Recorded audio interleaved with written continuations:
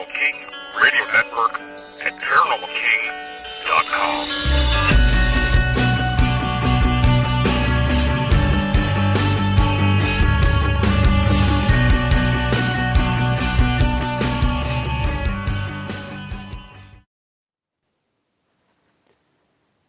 Welcome to the Paranormal News Insider for the week of November 13th, 2018.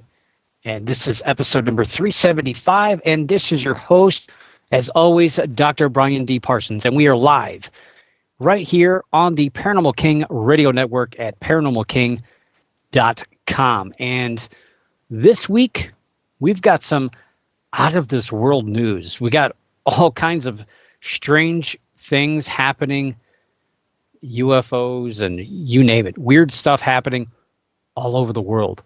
And so we're going to be talking about strange creatures as well, strange creatures fascinating and mesmerizing tourists with their gentle music.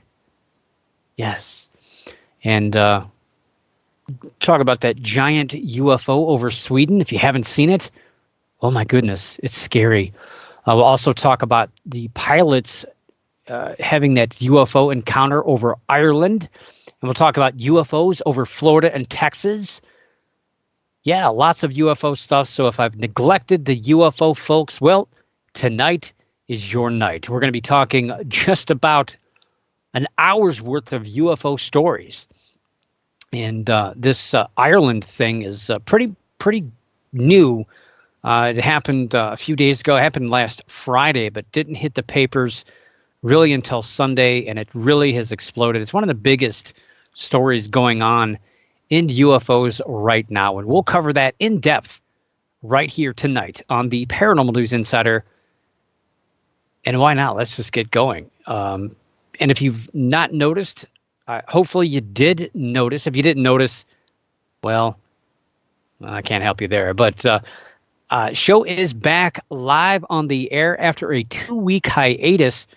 Although I did produce a special Halloween edition of the Paranormal News Insider for October 30th, as I was out of town.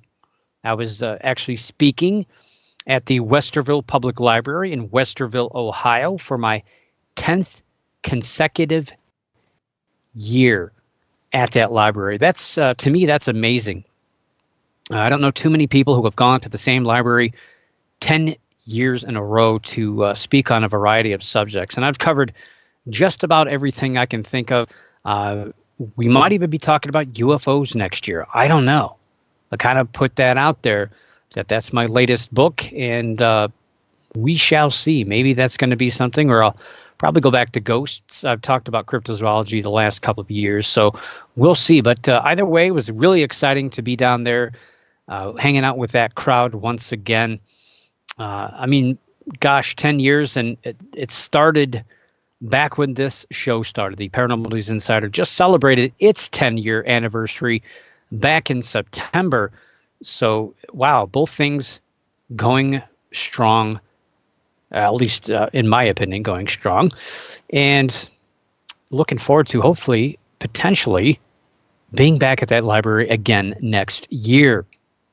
And for me, happily, I guess, I do like going out and speaking, but I've done a lot of traveling lately, and it's good to know that my 2018 traveling calendar is officially over. Hopefully, maybe, I don't know, I might have a radio appearance here and there, as sometimes happens towards the end of the year, but yeah, my traveling is done, and now I can start focusing on the 2019 calendar, which slowly been putting together some events for 2019. You got to be careful because a lot of these are just starting to get their feet underneath them. There are a lot of them that are going to take place earlier in the year next year. So, they're already announcing or have had announced their lineups and their websites and everything. So I've tried to put together a list for 2019, and with ghosts pretty much being the most popular subject matter out there as far as the paranormal is concerned, and the far it far exceeds any other amount of conferences and conventions. If you put together UFOs and cryptozoological events, it's probably equals what's out there as far as ghost events. So I spent a considerable amount of time the last few days and put together a pretty tentative list. It's actually pretty longer than what I thought I'd already have at this point of the year for ghost conferences and conventions coming up for 2019. I got to get working on the UFO and cryptozoology lineups for next year, but I wanted to get this ghost one kind of tackled, and we'll see. I sent out a few emails to a few event promoters to see what's going on with some of these that were said to be going to take place. I want to make sure that before I put anything on there that I'm definite that these are going to be taking place, so I can give you the most accurate, up-to-date information. And like I've said before, my site, not to toot my horn, but a lot of people like to copy and paste what I do, what I put on as far as my events on all their web pages. And it's frustrating at one point that I'm doing the work and other people are just stealing it. But it's flattering at the same time that people are considering what I'm doing one of the better event listing websites out there. And I don't do the Comic Cons and all the other scare cons and all that other weird stuff that people do. The Halloween industry type events that go on out there. I don't do those. I try to keep it strictly paranormal. Those that are people that are going out there and investigating hauntings, investigating cryptids, and investigating UFOs. And it's pretty widespread across the country. It seems to be that most of these events take place on the East Coast, but we got a lot happening down south, it appears, next year as well. So really excited about that. I'm going to be working, again, like I said, a little harder with the cryptid and UFO stuff. Most of the UFO stuff is through MUFON, the Mutual UFO Network, as they do plenty of events throughout the year. And I have a few of them that I'll be speaking at, a couple in May.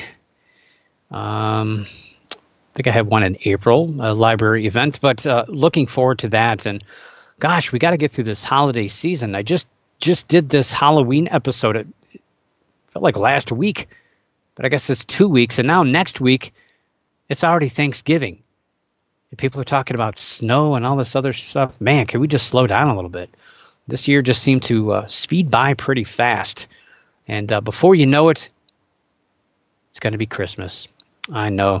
I think this show is actually on Christmas, so I don't know. Not sure what we're going to be doing for that. Yeah, Christmas Day. So who knows? Maybe we'll be roasting chestnuts live in the air. I don't know. We'll think of something. We'll cross that bridge when we smack into it. But anyway, let's jump into some news tonight. And we're going to talk some cryptid news. Probably one of the more stranger stories I've seen pop up. And it was kind of, I don't know. I like when these things have closure. But at the same time, sometimes I like when these weird, wacky stories kind of prolong themselves a little bit. Kind of like the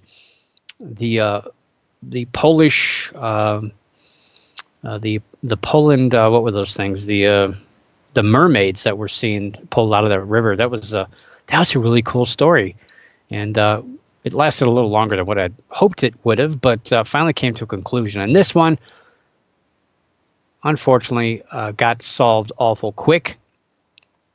And I've seen my fair share of strange videos on a variety of social media outlets over the years. But on November 2nd, a really strange video was uploaded to Facebook.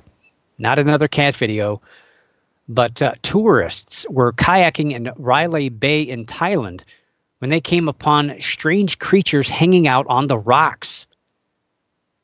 Not only were these strange troll-like creatures milling about on the rocks and in the water, but they were playing what sounded and appeared to be clarinets. Well, the video was just over a minute long, but didn't really provide much in the way of clarity as to what was going on. And for some reason, the kayakers kept their distance instead of heading in for a bit of a closer look, which is what I would have done. And it would have cleared things up right away. I mean, you're carrying a paddle. I mean, you can beat these little things off. And I don't know. That's what I would have done. But I have a couple of pictures here. So if you're live in the chat room, you can actually get to see some of these pictures that I've captured from some of these stories, which I think are pretty cool. Kind of gives this show a little bit of an extra dimension to it, if you will. And throw that image into the chat room. And you can see what these kayakers saw. And it's kind of weird stuff. And yep, not having too much luck here. But this weird video they saw, and they were kayaking out towards this little island off the coast of Thailand, and they saw these creatures in the water, just strange stuff. And it wasn't, they weren't still, they weren't statues. They're actually moving about, and you can see they've got their hands up towards their mouth. They're playing this clarinet. It's awfully annoying at first, but then after a while, it kind of gets soothing. Kind of makes it weird. And yeah, exactly, Dita. A lot of people thought that these were monkeys, but unfortunately, there are no monkeys on these islands. So that was quickly thrown out, but they do look like it. And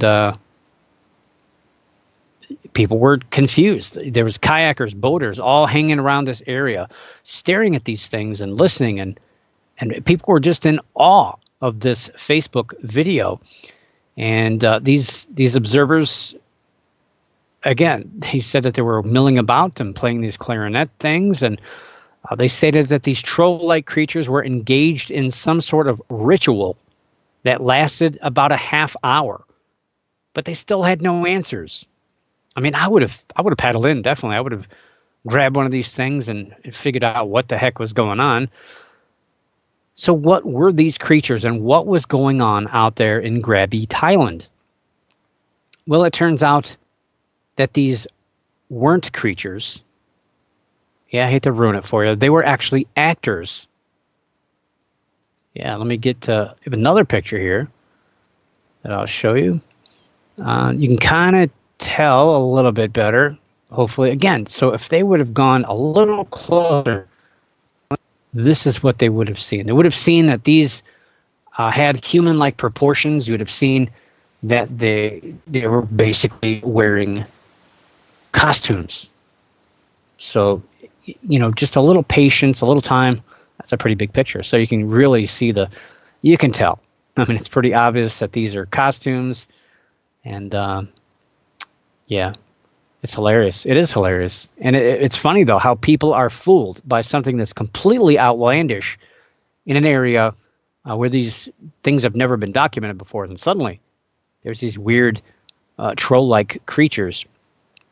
So this was actually art. Not my kind of art. My kind of art is something that hangs on a wall or something you paint. But this apparently is art. And the scene was created by artist Tori Raines for the Thailand Biennale. The performance on the island was meant to appear spontaneous and unannounced, as these Krabi creatures were meant to just be doing their thing. And the Biennale will go on for about 4 months, and Raines has some other performances lined up, and time will tell if they too will fool the public and end up generating some paranormal news, which I hope they do. I've watched a few of her videos, and I'll tell you what, they're really out there. I could do this stuff, folks. I should do this. I probably would make millions acting weird and riding a little one of those hoverboard things and playing a flute. I could probably do that stuff. But weird stuff, and I guess if that's your thing, that's your thing that you call art, well, that's cool. Got nothing against that. So one last picture there in the chat room of them putting together these costumes. So again, if you're live in the chat room, you get a little sneak peek at these pictures and all this behind the scenes kind of stuff about a lot of these stories that sometimes when these stories are put out there, you might hear the headline or you might see the headline. You might talk about it on social media. But by the time that this conclusion is found, when these photographs are put up or the conclusion is found, a lot of times people don't talk about it. They don't see it. They don't hear it. It's not pushed out by the media that much because they're not going to get as many click-throughs as what they do when these strange stories come out. And people speculate. And people talk about them. But as far as I'm concerned, I don't care about the click-throughs and the money and all these other things that all these people are trying to get through all these stories lately. I like conclusions. I like to solve the mystery. I like to put these things to rest and to document them going forward so that we know that these weird creatures in Thailand were not weird creatures, but actors in costumes doing art-like things in the water. Yeah, I had to, well, I think one of the stories had the last picture that I put on. It was actually on the Instagram of Tory Raines. So, you know, I searched all their social media for all these pictures and different things to kind of give you guys, the listeners, a little bit of the behind the scenes stuff. But that's how I feel about it.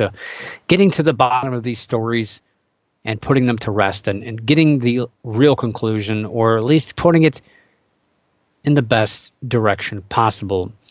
And with that, strap in, put on your seatbelt, put down your visor, and get ready to go into outer space, because that's where we're headed to UFO news.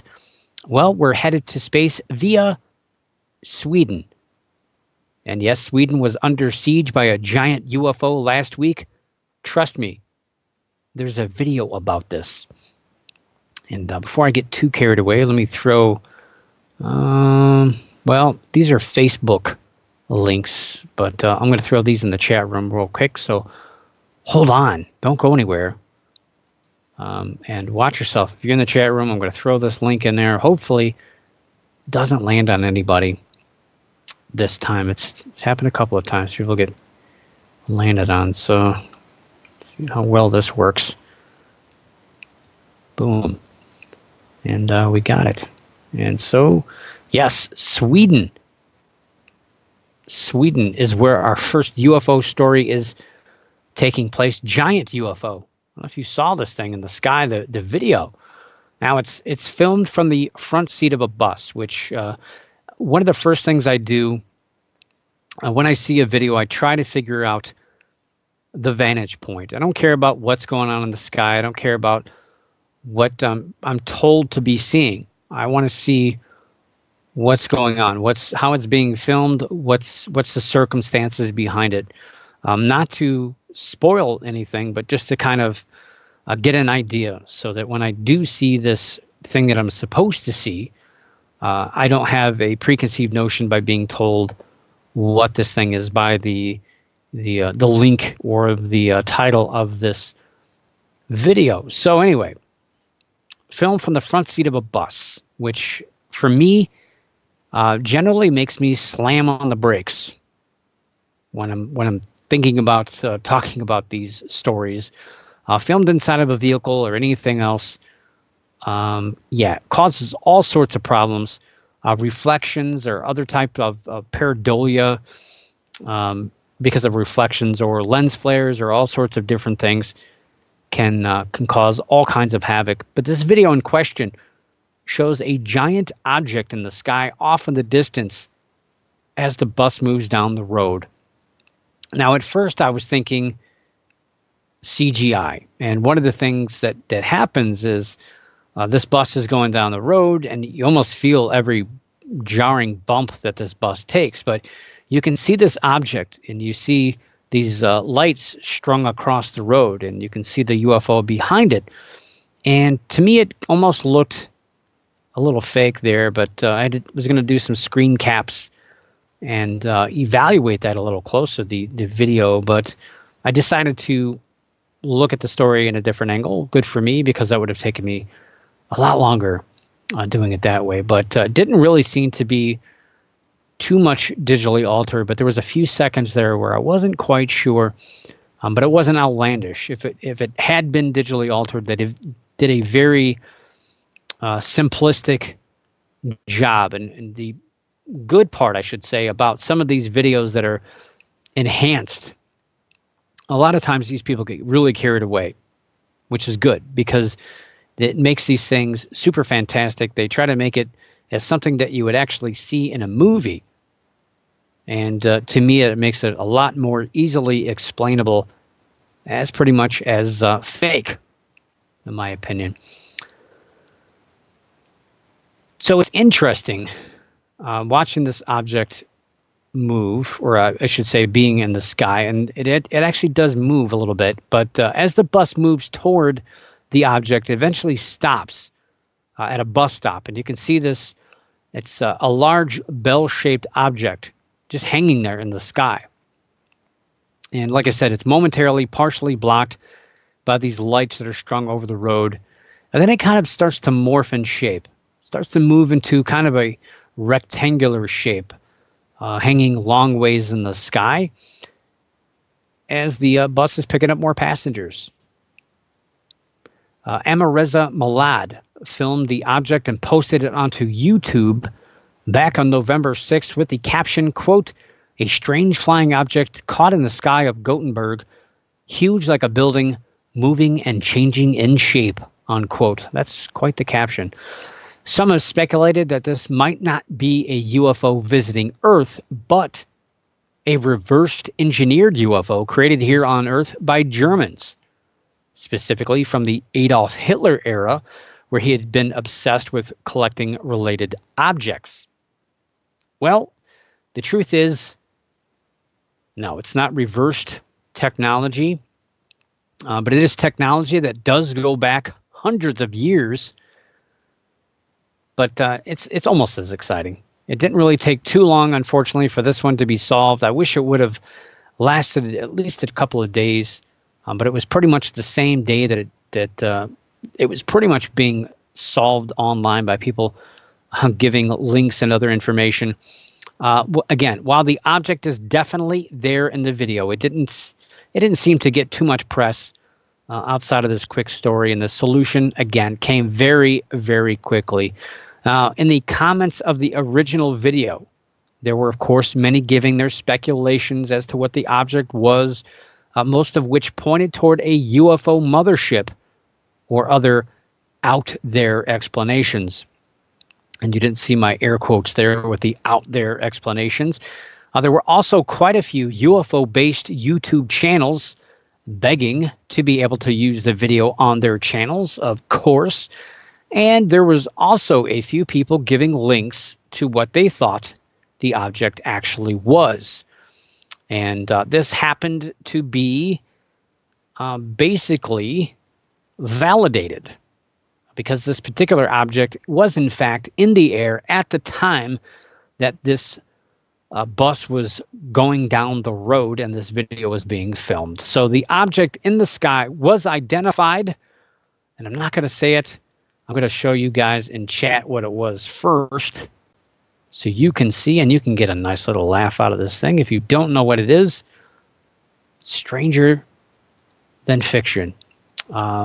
It's something that was completely unexpected. I'll be honest with you. When I saw this video, this was not what I was thinking immediately.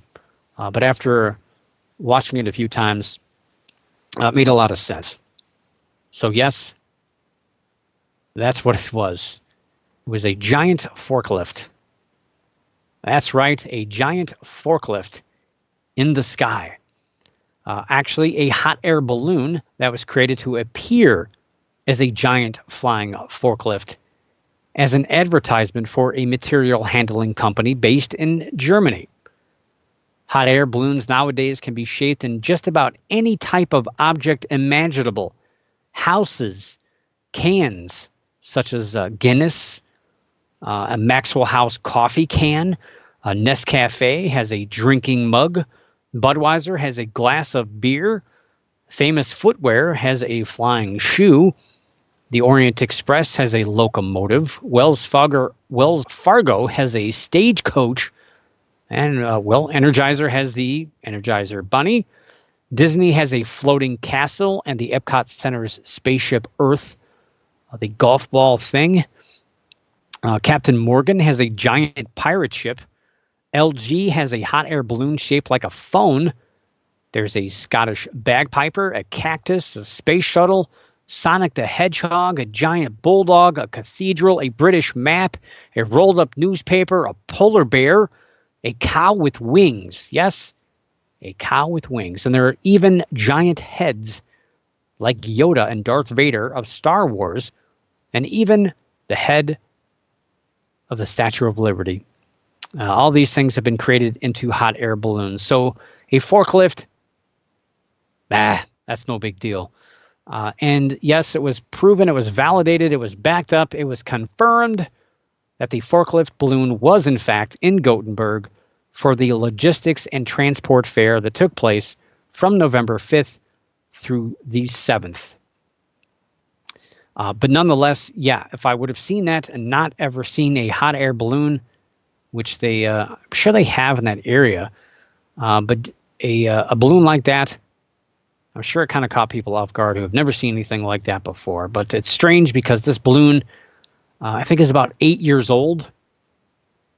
And I'm sure it's been at this event before in years past. But anyway, yep, that's it. Giant forklift.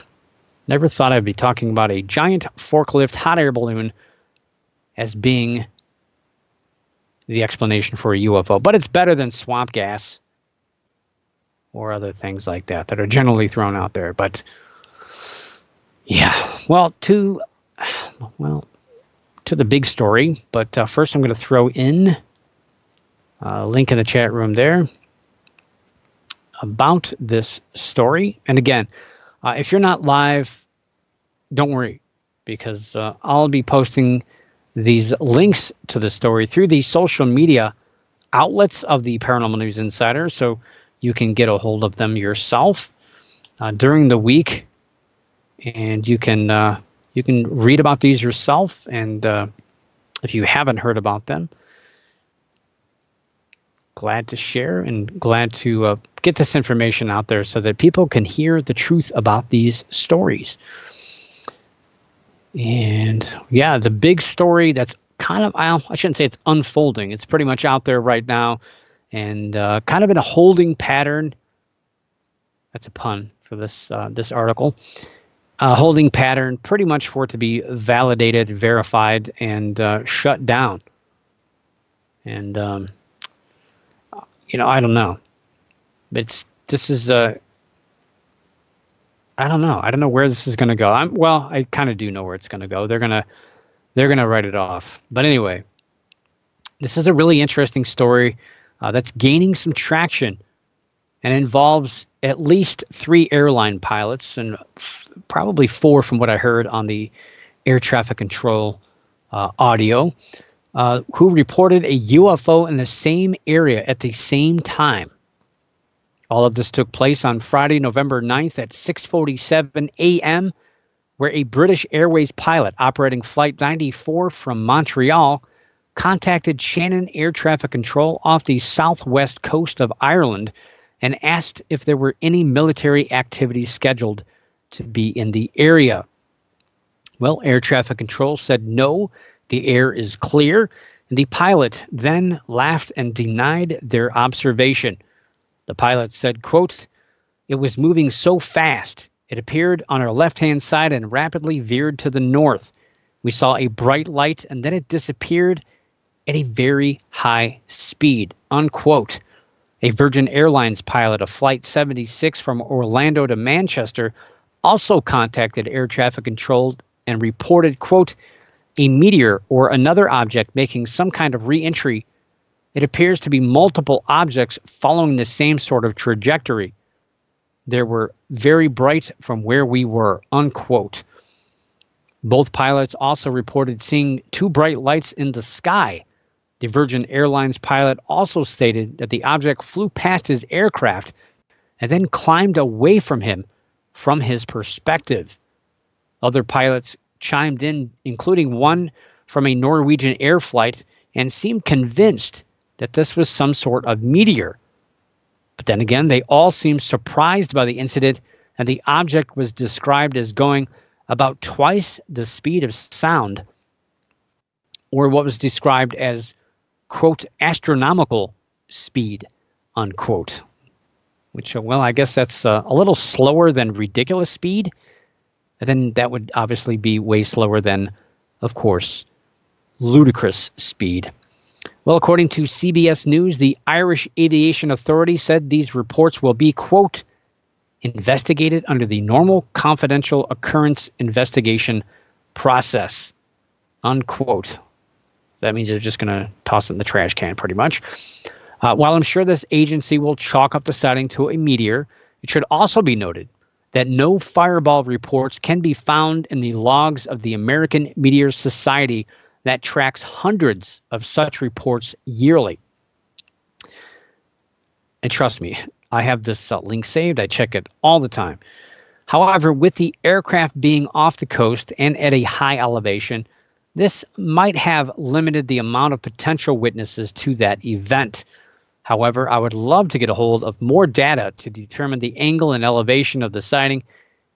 And you would have to think that with how many hundreds of hours these pilots put in, you would think that they would be familiar with meteors and shooting stars. Well, a few experts have already chimed in and have basically stated that what the pilots saw was just shooting stars, or essentially dust moving in the atmosphere from space in what was thought to be anywhere from a walnut size to an apple-sized object.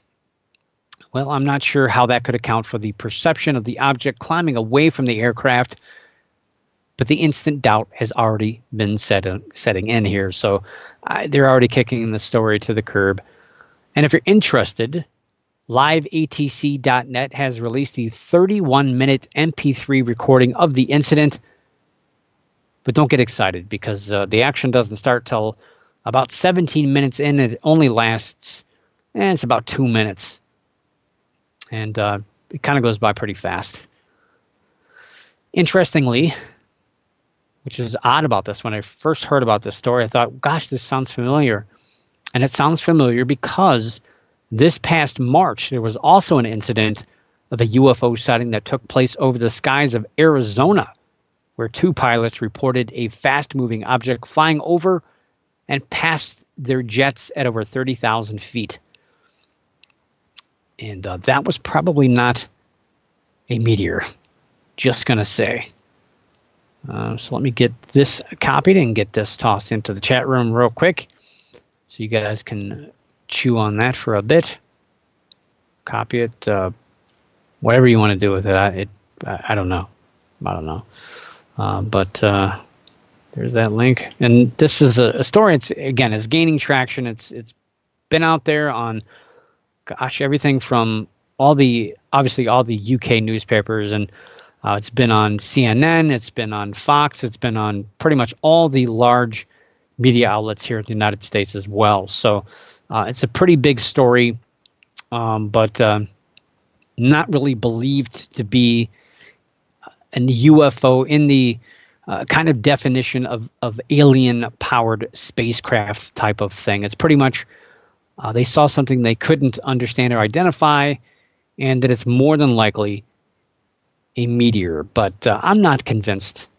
And trust me, I'm very skeptical of this kind of stuff, but there's just some details that don't add up. But they're just going to take the majority of the story and say, well, since the majority of it points towards this, we're just going to exclude everything else and just go into this. But again, I think these pilots would have had this experience behind them. They would have understood all this stuff. But well, it is what it is, I guess. And we'll see how this story evolves in the next few days, or if it just pretty much fades away. Yeah, and I chose the CBS News link. It was one of the first ones that was out there. here in the United States, and it didn't seem to get too carried away. Some of them, the UK ones, they were either over the top with UFO, this is unexplained, drama as far as unexplained type of things, and others were just really dismissive, very skeptical written, and CBS one was pretty much down the middle.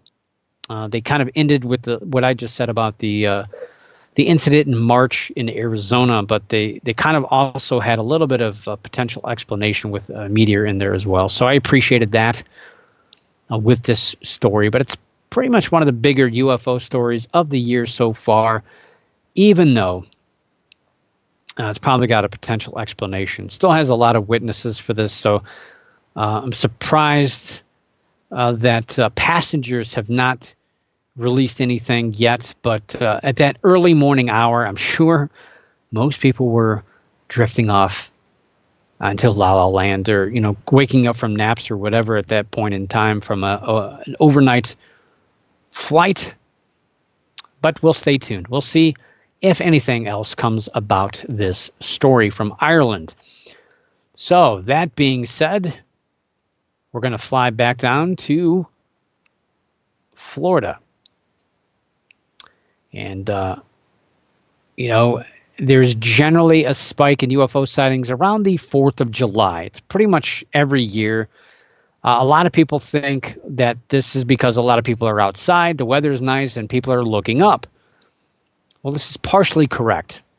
But it's also because there's a lot more lights in the sky than normal outside, and outside of the normal air traffic that we generally see. So the 4th of July marks a big time of the year also for parachutists to perform dives, along with opening days at baseball games, and many football games get the same spectacle in the fall. And this is generally where a second spike occurs, and here in the fall. And generally you see it in September, October with college football and some NFL games, but it's always the same thing every year, and this year is no different. So back on October 26th, multiple reports and videos were posted about lights in the sky over Tallahassee, Florida.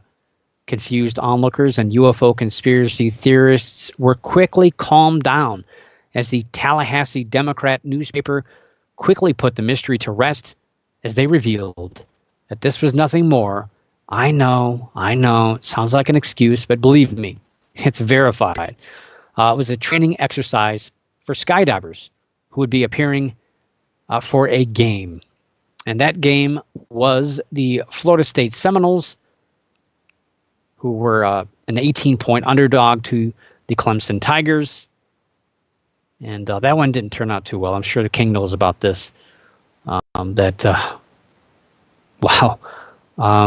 Florida State, they took their worst loss in their program history. They were pounded 59-10 by the Tigers. So, yeah, anything they can distract themselves from that horrible loss, lights in the sky, whatever.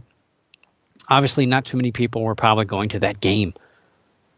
Just kidding. College football, it doesn't matter how good or bad. People always support their schools and their football teams. But it seems like it always happens in the fall and 4th of July. We see these same stories over and over and over.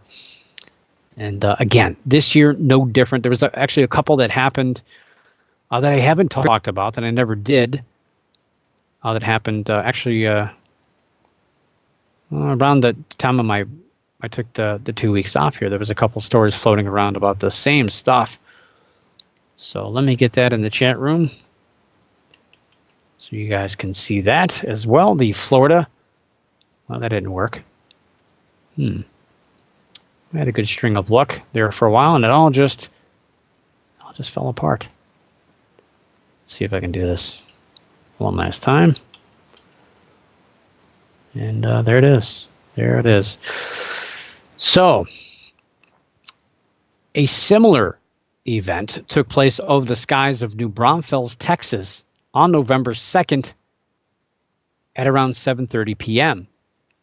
The witnesses of this video that went viral, sounded confused at what he and the others were seeing and could only say that it reminded him of a missile gone awry. As I'm sure that he sees this happen frequently, sees missiles going good and some missiles going awry. So he's pretty much an expert at this, I'm sure. No, I'm not sure. The video was not alone, as a MUFON, or again, a Mutual UFO Network report, was also filed on the sighting that said, in part, quote, "My husband saw the large fireballs out of our high windows. He came quickly to me and told me to look out the window. I did and saw 6 fireballs. He went out the back door onto our deck. I followed him out onto the deck, and we both saw the 6 large fireballs in a row. Then they began to roll off to the left. Then they scrambled. They were ascending and had fire tails. Then they hesitated and descended behind the trees. Did not see fire tails as they were descending. We waited a while, but we did not see them anymore." Unquote. Well, these people are the worst people in town.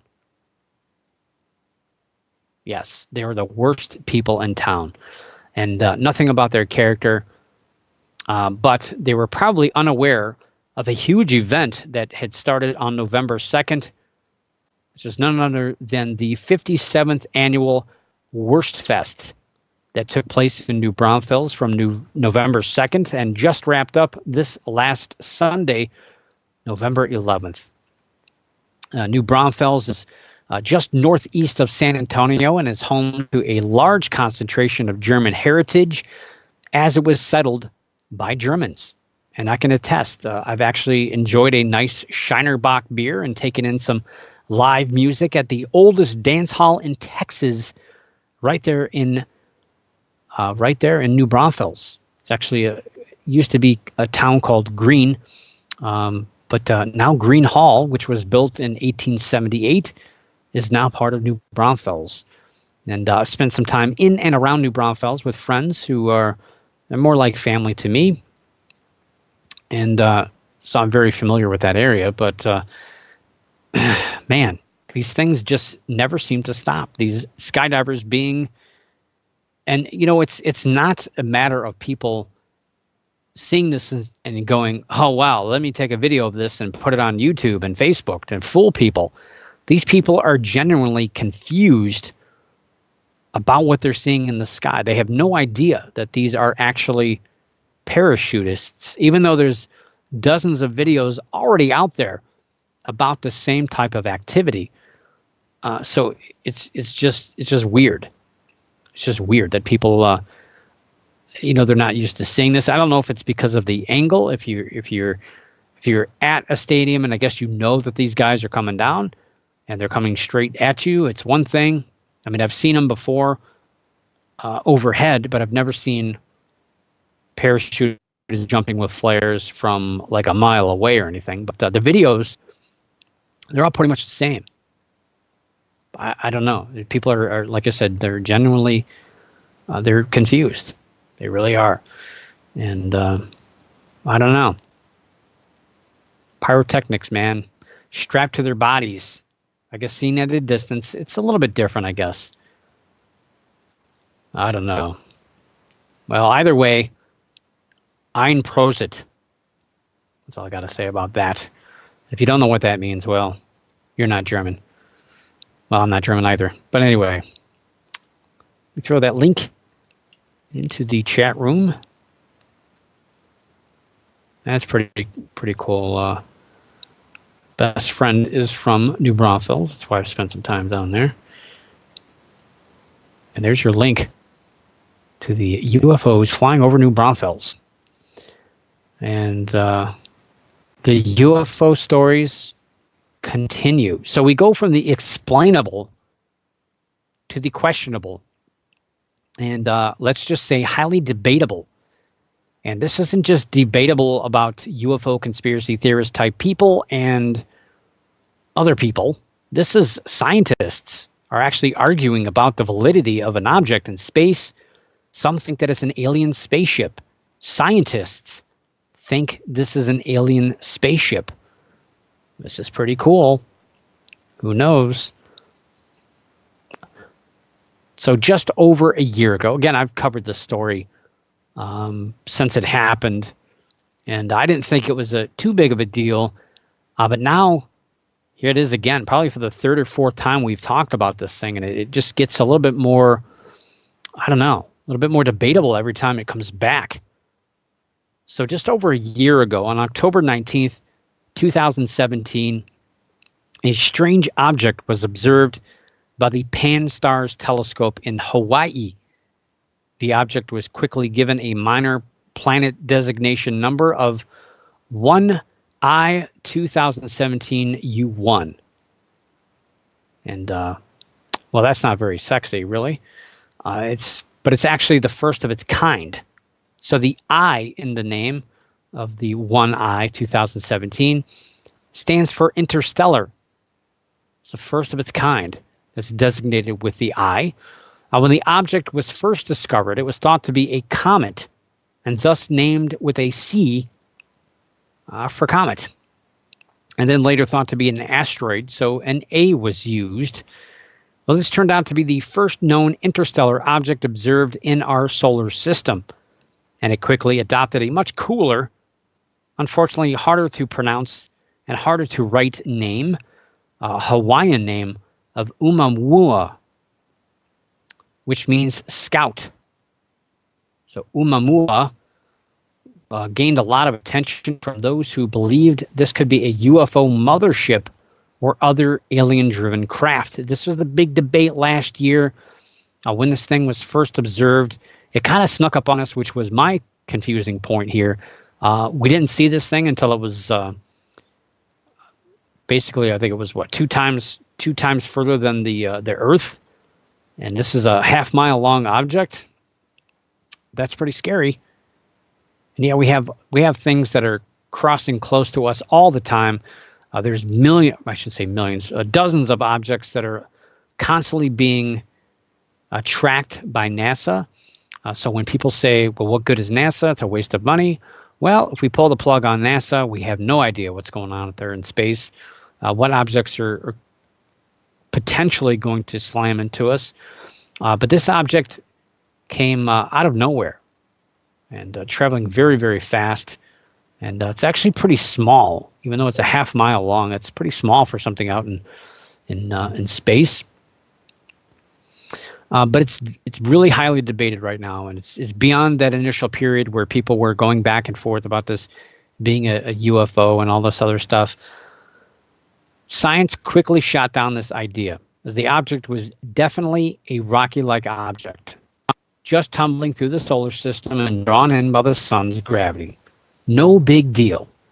The object, again, was pretty small, estimated to be about 3,280 feet long, which is, again, still more than a half mile long, but it's long and thin, and possibly only 800 feet across. So think of it as like a giant hot dog or cigar tumbling through space. Still, the Allen Telescope Array and the Green Bank Telescope were both used to see if any radio transmissions could be detected, but the object was silent. So even scientists, when this thing first came in, kind of wanted to give that benefit of the doubt. We want to make sure that this was not an intelligent thing out there. Why not? I mean, just could be a rock, could be a comet, but hey, let's tune in and find out anyway, because you never know. But many people speculate about this object, and these initial radio telescopes, they got nothing. The object was silent, but the speculation was still there.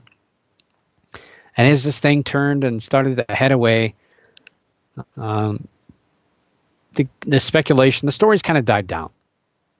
Oumuamua kind of went into, it was fading away in the news just as it was fading away from us. But it's back. Professor Avi Loeb, chairman of Harvard's astronomy department, and postdoctoral fellow Shmuel Bialy have now filed paperwork stating that they think the object may be extraterrestrial in origin. Loeb, who is an advisor on the Breakthrough Listen project, which is headed by SETI, which SETI is the Search for Extraterrestrial Intelligence, and they don't really believe in UFOs flying around Earth. They think that these signals are coming from deep space. So feel how you want to feel about that. He and Bailey are speculating that this object might be an alien ship, or possibly a piece of one, or even a probe of some sort, based solely on what they cite as, quote, peculiar acceleration, unquote. And the paper was officially published on Monday, November 12th, in the Astrophysical Journal Letters.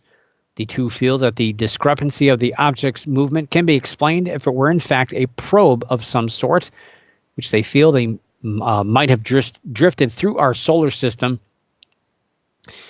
And Loeb stated in an email to Universe Today, may be on a, quote, reconnaissance mission into the inner region of the solar system, unquote. Loeb also added via the Boston Globe, quote, there is data on the orbit of this object for which there is no other explanation. So we wrote this paper suggesting this observation or this explanation. The approach I take to the subject is purely scientific and evidence-based, unquote. Aliens. That's scientific? Just to say it's aliens? Okay. The confusion extends from what the object was initially thought, what it was thought to be, as well as how it acted as it began to move out of the solar system. So initially, this was thought, again, to be a comet, but it did not display a coma, or basically a tail. So when the comet gets closer to the sun, there should be these little things coming off of it. If you were around to see Halley's Comet, what was the other one? I forget what the other one was. Had two names to it. You could see the tail of this comet because it's basically the ice melting off of this thing as it hits the sun, essentially, and it, solar wind, basically, not wind as in what we think of wind, but particles pushing the stuff off as well as the heat. Well, this wasn't displayed, so they reassigned it as an asteroid. So an asteroid would mean that it would be essentially dry rock with very little, if any, ice on it that would create it into being a comet. Well, then scientists decided, well, maybe it's a comet. But again, it didn't display the tail, and it's thought that it should have broken up as it accelerated as it were pulled near the sun. If this were a comet going that fast, it probably would have been obliterated at that size. So as of now, it's actually neither a comet or an asteroid. Although there are valid arguments for and against either explanation based on what we know about the universe so far, which is part of the problem. Because again, this is an interstellar object. So this is acting a little bit differently than maybe what we're used to. We're not used to tracking objects that have come from outside of our solar system. Now, Don Lincoln, a senior scientist at the Fermi National Accelerator Laboratory, wrote an opinion article about this subject on CNN.com, where he says, in part, quote, give an astronomer an object's position, velocity, and trajectory, and he or she can predict far in the future where it will be and how fast it will be going. There's only one problem. The predictions for the Oumuamua velocity and ongoing measurements disagree. It appears to be leaving the solar system more quickly than expected based on gravity. This is another way of saying that it's experiencing a small and unexplained acceleration away from the sun. Now, this acceleration is very small indeed. The effect of gravity is about 200,000 times bigger. So it's not like this is a spaceship going into light speed or something like this. It's just a small measurement. In addition, it's being reported that this unexplained effect is changing in a very specific way. As the distance between Oumuamua and the sun increases, that unanticipated acceleration decreases as the square of that distance. So he says this is a very pedestrian explanation for this non-gravitational behavior. The object is outgassing, which means various forms of ice are melting and puffing off into space. Basically, it's the same principle as a rocket ship. Near the sun, there would be lots of melting and lots of puffing. Further from the sun, the melting would slow, and this would result in less unexplained acceleration. This is a perfectly reasonable explanation for the object's movement through space, except, of course, that there has been no observation of a comet-like tail, which is caused by exactly this sort of melting ice. That doesn't mean that it doesn't exist, but it hasn't been seen, and that means that astronomers cannot assume it's there, unquote. So obviously not everyone is convinced that this hypothesis has any weight to it, as even SETI senior astronomer Seth Shostak said in an email to NBC that, quote, one should not blindly accept this clever hypothesis when there is also a mundane explanation for Oumuamua, namely that it's a comet or asteroid from afar, unquote. So it's weird to see scientists arguing back and forth over the explanation of all this stuff. Kind of reminds me of when Pluto got demoted. But it's weird to see them arguing about an alien craft. It's just weird to read that. But so this object is now it's gone. It's leaving our solar system. It's pretty much beyond where Jupiter's orbit would be. It's no longer visible here on earthly telescopes. We can't see it anymore. It's on its way out. But it's still causing confusion down here on our little rock hurtling through space. Sad but true. Yeah, people want to argue about little things like that. But I just think it's weird that they would speculate and say that this is an alien ship just because it doesn't exactly act the way we would expect it. So it's kind of jumping the gun because we don't know everything. We don't know everything especially about space. I mean, we're still learning all this stuff. So I think it's a little much to jump to conclusions. And last but not least, I got one last story here in the chamber, and it's a sad one. This was announced on October 30th, but I still had to talk about this one because this is near and dear to me. This is a big deal in my world. One of the most prolific satellites in science died and was officially retired.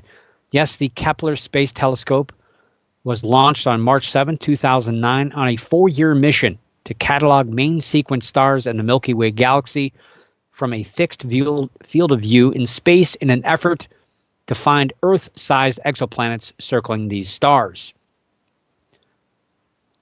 Despite a number of setbacks prior to and since its launch, the Kepler Space Telescope still managed to observe over 530,000 stars and record 2,662 exoplanets. In all, there have been 3,826 confirmed exoplanets, so Kepler leads the way. Well, leads the way right now. We'll see. There's still nearly 2,900 other exoplanets that Kepler discovered through its various missions, but these have not yet been confirmed. So Kepler was fueled to last at least 6 years, and it gave 9. And despite many of the setbacks and failures, it still delivered results that have set the bar for discovery of potentially habitable planets that may affect the future of humanity. Yes, that's that big of a deal. The Transiting Exoplanet Survey satellite, known as TESS, a visible light telescope, was launched on April 18th of this year, and joins a variety of other visible gamma ray, X-ray, ultraviolet, infrared, microwave, and particle detection telescopes. That's a mouthful.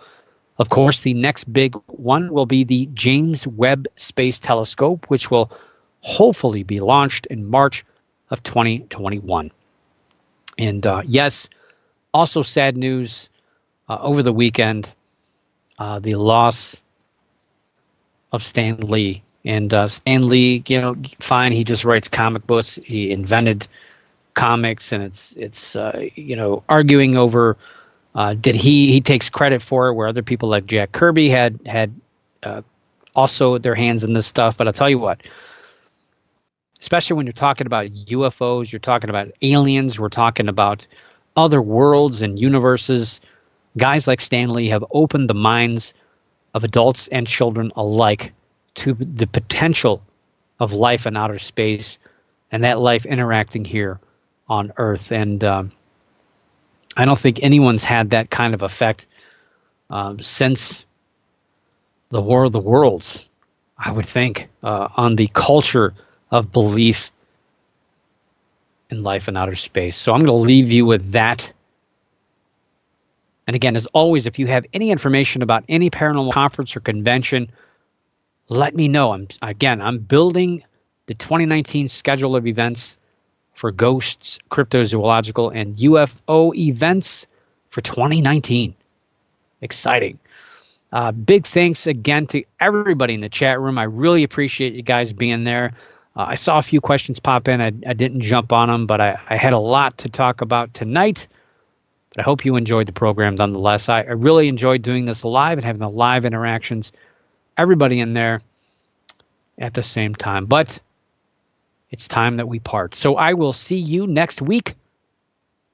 But for now, keep your eyes in the skies, your ears in the woods, the hair standing on the back of your neck, and always keep your mind slightly ajar. And above all else, don't stop believing. For the Paranormal News Insider, this is Dr. Brian D. Parsons reporting.